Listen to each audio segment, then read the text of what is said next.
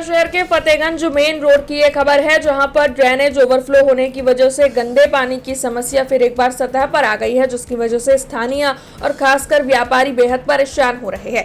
दरअसल ये समस्या यहां पर काफी वक्त से है। इस मामले में बार बार प्रशासन को अवगत भी करवाया गया है। तो वहीं वडोदरा महानगर पालिका की ओर से बीते कई माह के दौरान 15 से 20 बार ड्रेनेज लाइन की सफाई के लिए गाड़ियां भी भेजी गई है, लेकिन हर बार ये कामगिरी पूर्ण होते ही ये समस्या फिर से खड़ी हो जाती है।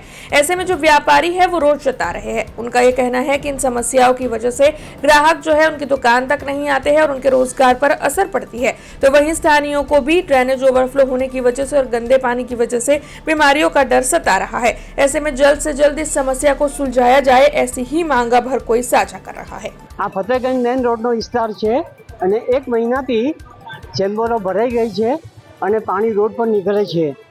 બધાની સોસાયટીમાં આજુબાજુની સોસાયટી જેટલી એપાર્ટમેન્ટ છે એ બધાના ઘરોમાં બી પાણી ભરાઈ ગયું છે। અત્યારે ચાલવા માટે લોકોને તકલીફ પડે છે અને ચાલતા ગાડીઓને પાણી ઉડે છે અને બીમારી પણ ફેલાઈ ગઈ છે। એક મહિનાથી અમે લોકો કોર્પોરેશનમાં કમ્પ્લેન કરેલી છે। એમની ગાડીઓ આવે છે અને ગાડીઓ આવીને કામ કરીને જતા રહે છે, પણ એ એકદમ ગટરનું કામ ઓર્ડિનરી કમ્પ્લીટ થયું નથી, એટલે અમને બધાને તકલીફ પડે છે।